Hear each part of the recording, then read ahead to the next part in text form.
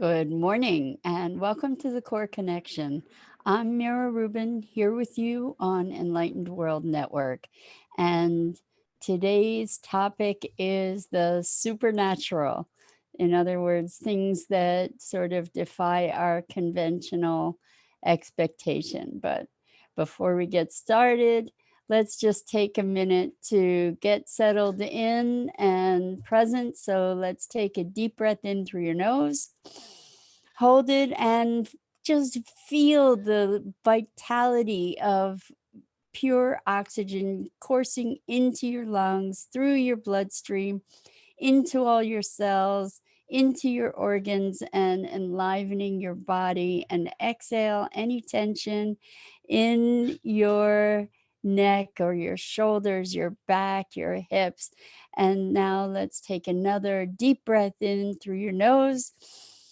And this time, imagine sparkling white light just enlivening every molecule of your being and sparkling and twinkling through you and beyond into the universe, connecting you with the world.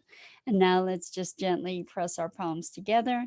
Softly, softly rub your fingers against your palms to feel the delicious tickling in your fingers and your palms and the delightful sensation, and allow yourselves to become present right here, right now. Good morning and good day for you, and to those in another time zone. Welcome, welcome, and welcome, Freddie. So glad to have you here with us this morning.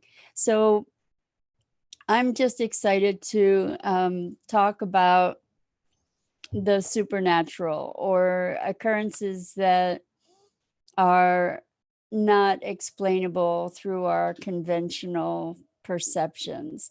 And lots of the folks here on Enlightened World have other than conventional perceptions. So, it's probably a lot of this is going to be speaking to your experience, but for a lot of other folks, this is a more rare type of occurrence. So, this conversation was prompted by something that happened for me yesterday, and I just have to share it because it was so cool. So, my dad passed a couple years ago, and he was a character. He was an icon for so many people, and through he was a veterinarian. He considered himself a pragmatist and a scientist, and I've spoken about him before. And the interesting thing, one of many interesting things about my dad, is that he had a lot of psychic experiences, which he denied pretty thoroughly. Like, he really did not. Good morning, Dido. Welcome. I'm so happy you're here. We're talking about supernatural experiences, and I'm talking about my dad. So he had a lot of really interesting experiences that he shared with me, but he told me he would deny it if I tried to share it with anybody else. So he saw ghosts, the ghosts in Haiti. He saw the ghosts of slaves running on the beach, and he had a friend that came and visited our our house during a dinner party, and actually was seen by another one of the guests that evening. And he had an uncle who would come and visit when he went fishing, and he would just show up in the boat and they would chat, and then I guess he would disappear. And my dad was somebody who really was denying this whole part of himself. He also had some heavy duty precognitive dreams once we were in Israel as a kid, and he had a dream that we were going to go visit Masada, and the tourist bus that we were supposed to be on, he had a dream that the bus got blown up, so we didn't go. And there was an incident the day that we would have been going to Masada where I don't know if the bus was blown up. I don't know what the situation was, but it could have endangered our lives. So that's a little bit of background on him. and his capabilities. And I've always been fascinated by the world of the unseen. And he used to make horrible fun of me all the time, like relentlessly, and called me woo woo, and really did put down my fascination and my belief in things other than what's seen. I've spoken about how he responded to my demonstration for him of muscle testing, even though it was his own experience. He denied it because it didn't fit into his worldview. Anyway, um, we talked about him communicating when he was on the other side, so to speak. Thank you, Eric Strauss. Welcome, welcome. Happy belated birthday to me. Thank you. I'm talking about my dad. So, what a perfect day for you to be tuning into this. So, yesterday was my dad's birthday, August 20th, and I miss him. I miss him. As challenging as our relationship could be, I loved him dearly, and I still do, and I miss him. Anyway, whew,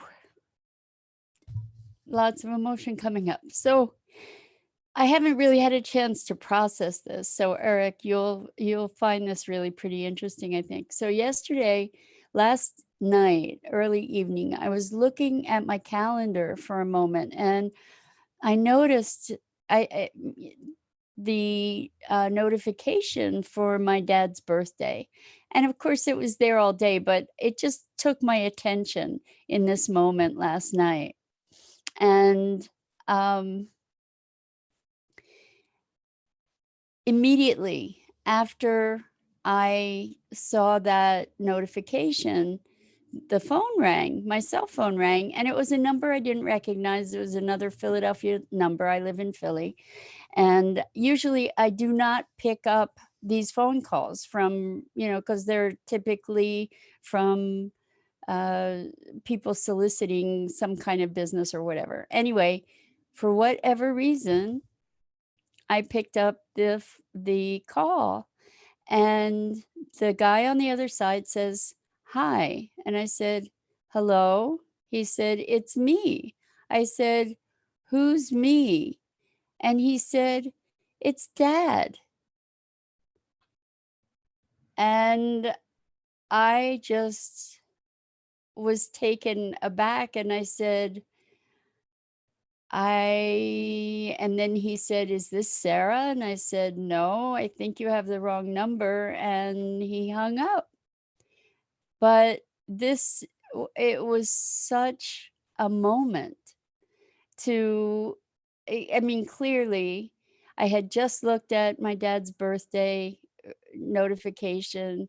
The phone rang. I took out the phone call that I wouldn't take, and this person on the other end of the phone says, "Hi, it's Dad." So I'm still just, it cracks me up because he was such an ardent non-believer despite his circumstances. Eric says that my dad was a big part of his life growing up. Yeah, I know.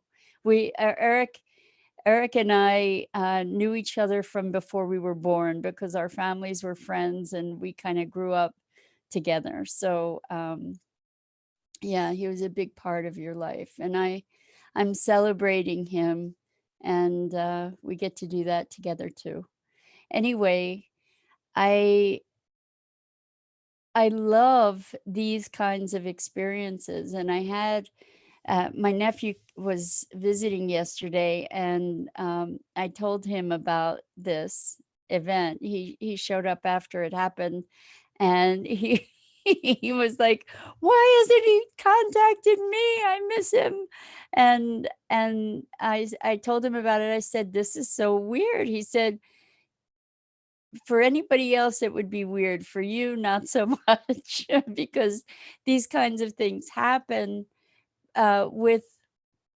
some regularity for me, not probably not as much regularity as it happens for a lot of other folks that are on the Enlightened World Network, but these kinds of other worldly sorts of experiences happen. And I wanted to just talk about these experiences together and hopefully encourage you to share some of these wild things that have happened for you. I love these stories, and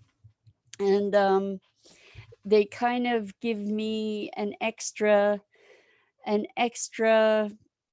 jazz to life because of the mystery of it. And I am so intrigued by what is actually going on and how it might be explainable. So if you're hanging in here with me this morning, I would love it if you'd share any kinds of wild experiences.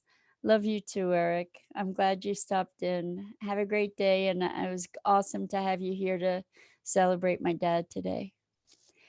Um, so what other kinds of experiences have you had kind of on this topic where you've had bizarro sorts of coincidences or unfoldings of life events or weird patterns that sort of, hey, Marianne, yay! So glad to have you back here today.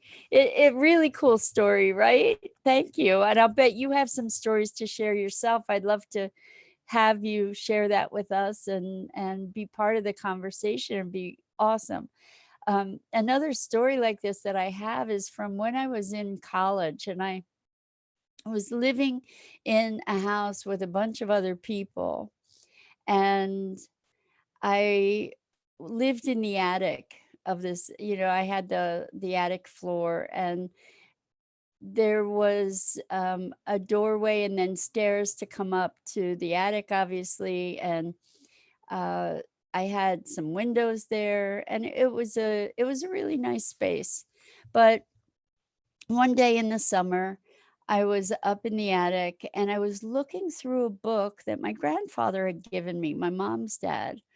And I think it was called, it was a Time Life book, and it might have been called The Story of Man or something like that. But anyway, I was looking through this book. The windows are closed. I'm by myself. And all of a sudden, this this aroma, this fragrance wafts through the air in the attic. And they say that smell is the most, or olfactory memory is the strongest memory. Well, this is a smell that was unique to my grandfather. It was his cologne. I have no idea what cologne it was. I couldn't describe the smell to you now if you paid me. If I smelled it again, I'm sure I would associate it with him, but that is the only time I've ever smelled that smell was in relation to him, and then it showed up in my attic room while I was looking through this book that he had given me, and it was undeniable, and I recognized it as him, and I said, "Hi," and I said, "Thank you," and then the fragrance just sort of dissipated. So, that was another really wild, interesting experience that left quite an impact, obviously, because I remember it so many years later. And, how about you? Anybody that's listening, do you have ghost stories to share or other stories of sort of supernatural experiences that have helped to shape you? Maybe messages or something. I actually had a dream when I was in college also that really, really shaped my life. And I will leave that as a teaser, and because I'm going to read what Dido says. Dido says, I've had a precog experience where I was cycling to work and got a scene that flashed in which a car suddenly sped across my path from a side street. Instead of ignoring it, I got off the road and got on the sidewalk far away. Then guess what? The very same car did exactly that and would have killed me if I hadn't moved far out of the way. Oh my gosh, Dido, that's amazing. That is awesome. And I hope that one of what you've taken from that is that you're clearly here for a purpose. That's really, really cool. Thank you so much for sharing that. And Clout9 says, "Good morning. Great to have you here with us. Thanks for being here." And Marianne says, Marianne, I knew you had to have stories for sure. Marianne says, "The night my dad died, I felt his spirit come to me. Oh my gosh, I'm going to cry. Come to me and wrap me up in a circle of light. Ooh, that has all the emotions and everything we'd experienced together. It contained love, forgiveness, etc., like a culmination of our time together. It creates a nice closure moment. Oh my gosh, that's miraculous. What a gift. What a beautiful gift from your dad, Marianne. That's beautiful. Wow, thank you so much for sharing that. It's profound. Um, my dad, it's funny. Um, my dad had always left the cabinet doors open. Like he would walk through the kitchen and it was like a whirlwind went through the kitchen. Every door to every cabinet pretty much was open. And for a little while, after he passed in my little kitchen, all the doors to my cabinets would be open every time I went in there. So, I recognized that he had been pranking me and visiting me. And that lasted for probably over a month, and then, maybe even more, dissipated after a while. But, these stories are amazing. So I was gonna tell you about a dream but I'll wait because Tammy Fisk says, "My mother passed away almost 20 years ago, but 2 years in a row, my phone rang on the day she passed, showing mama was calling." Oh my gosh, that is so amazing.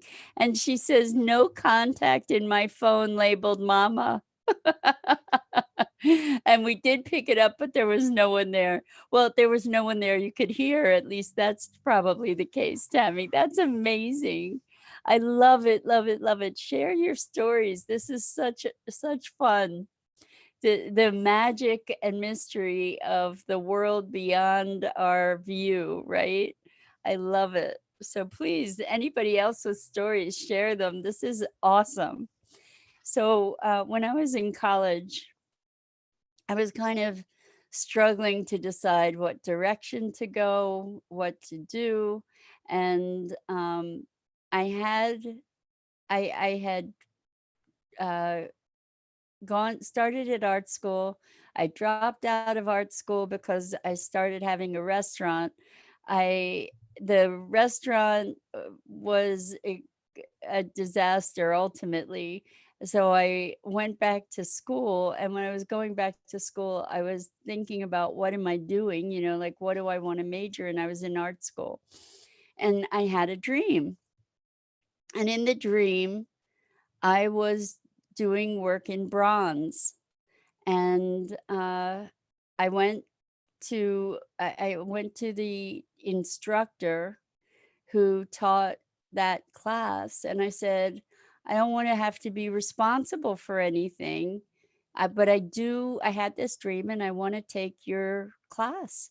And as it turned out, doing the work in bronze was what I, was able to, uh, put together into my senior show that enabled me to graduate, and, so I did bronze casting, bronze sculpture, and graduated with that, which was pretty interesting. So that came out of a dream. So, what other kinds of supernatural types experiences have you had? Seeing ghosts, communicating with loved ones who have passed, or anyone. I had a very good friend at one point whose daughter went into their dining room one day, and it scared the heck out of her. There was a guy standing there. He had a big bandage on his head. I don't know if he was bloody or what, and he was in a uniform. He had been a Confederate soldier, I think, that died in in a battle near where they lived, and she freaked out. I don't know that she got to talk to him to find out what he was doing there, but, pretty interesting. And,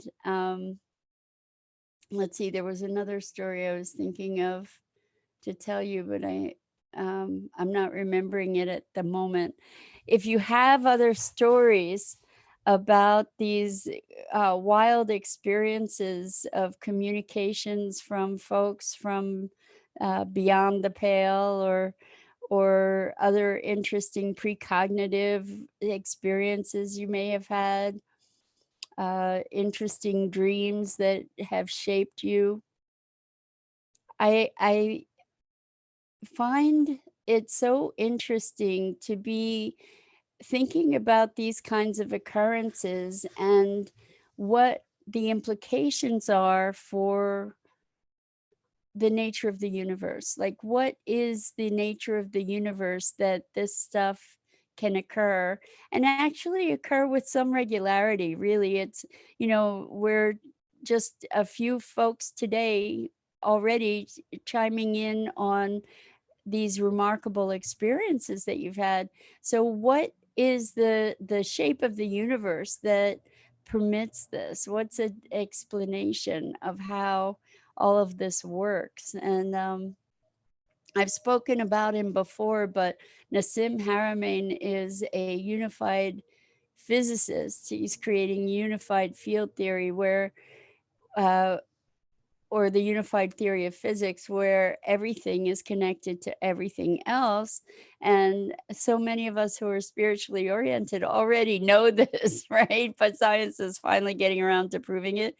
But talking about that, we live in a living information field. I'm calling it an information field. They've called it the vacuum. The vacuum's not empty. It's filled with it's full, and every movement, the reason I'm moving around here is every movement we make impacts that whole field, and every thought and every experience, every emotion is energy that is being exchanged with that field. And all dimensions of consciousness are present and represented in that field. And the question about these sorts of experiences that we've been discussing, the supernatural, science has typically just dismissed them because there wasn't any kind of explanation. But Nassim's work actually, in my belief, or my interpretation, connects the physical and the metaphysical. It really does answer how, through all time and space, there's no separation. There's just this constancy of oneness with um, can think of it as an ocean, and each of us being drops that sometimes are thrown into the atmosphere through the crashing of waves, and the foam emerges and droplets of water, and we have our presence and our individuated spark of consciousness while still being part of the greater whole. So that this kinds of conversation is one of my favorite kinds of conversation. I'm encouraging you, before I wrap up, to share your stories so that we can all enjoy it together. Uh, this is my favorite kind of conversation because it opens the door to the mystery. And life is such a magical, magnificent mystery. And we often get so tied up into the mundane experiences from moment to moment that we forget to see the magic. And truly, if we were able to presence ourselves to each moment, it would be certainly as magical as these supernatural types of experiences. But we typically don't presence ourselves. And the reason that these experiences are so invigorating to me, and potentially to you as well, is that they are discontinuous from our daily experience. And Marianne says, my daughter talks to dead people and dogs regularly. You know what, Marianne? I don't doubt that for a second. I'm wondering if you would be willing to share one of your favorite stories that she's told you. Uh, Actually, years ago, I went to a training at the Monroe Institute. You might want to check out the Monroe Institute. They actually have a program for helping people who have died, who have lost their way, who really, what I mean by lost their way is that that they don't even realize they're dead. So they're kind of in limbo. So they have a rescue program for folks that are in limbo land. And the Monroe Institute is all about transiting in other dimensions of consciousness. And there are lots of really interesting stories from them as well. Marianne says we had a dog die recently that she channeled. What did the dog say, Marianne? I'm so curious. So Marianne is a dear, dear friend who raises service dogs, and these really remarkable service dogs that she breeds very, very carefully, and then trains in a very, very special way to be probably the best service dogs on the planet. Marianne, I'm giving you a shameless plug here. Um, if you want, what did you just post? Oh, the Monroe Institute. Dido, you are the best. Dido always keeps track of these references I make and posts links in case you want to check them out. So she just posted a link for the Monroe Institute if you want to check out what's available there. It's really quite remarkable work they've been doing for years and years and years before it was okay to talk about talking to dead people. Now it's like, oh, okay, I talk to dead people too. That's cool. But back when the Monroe Institute was founded, it was really cutting edge, and it still is. They created the binaural beat, in fact, which assists in brain entrainment, brain wave entrainment. So Marianne says that she mostly talks to people we know. My favorite was her telling my mom stuff about her mom,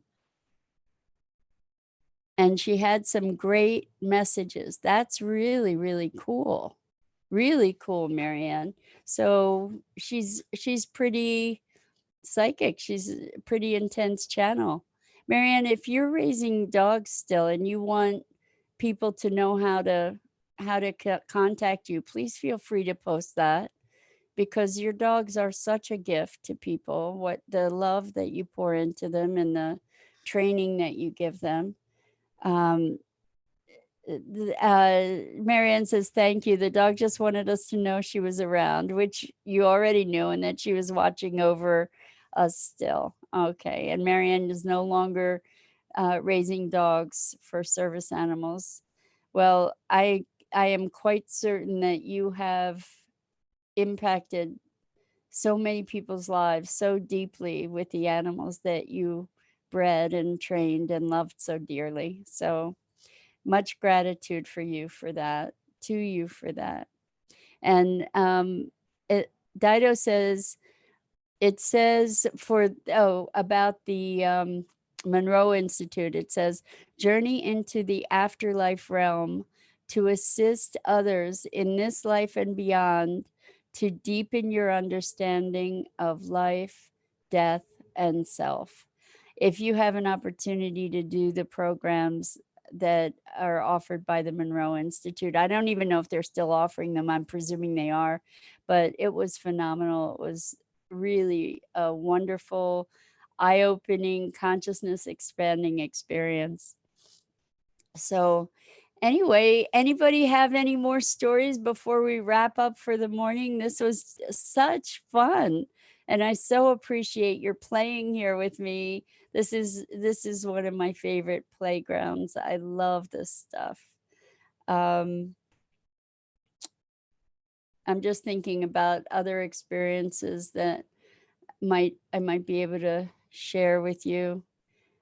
Nothing that I'm thinking of at the moment. So unless you have anything else to add, I'm gonna wrap up. It's Friday, and this is the Core Connection. I'm here every weekday morning at 9 a.m. Eastern Time, and we go live on my page and in YouTube and Periscope and LinkedIn, and not most importantly, the Enlightened World Network Facebook page. So all those other places are Enlightened World places, Enlightened World Network. And there's awesome programming on Enlightened World Network, a community of people who are very connected to this non-visible realm, either spiritually, emotionally, or actually also talking to people who have passed, talking to angels, talking to or communicating from other than conscious awareness. So uh, I welcome you to have fun and play in our playground together, and have an amazing weekend. This has been such fun again with you. Lots and lots of love, deep compassion, and wishing you a wonderful, wonderful weekend.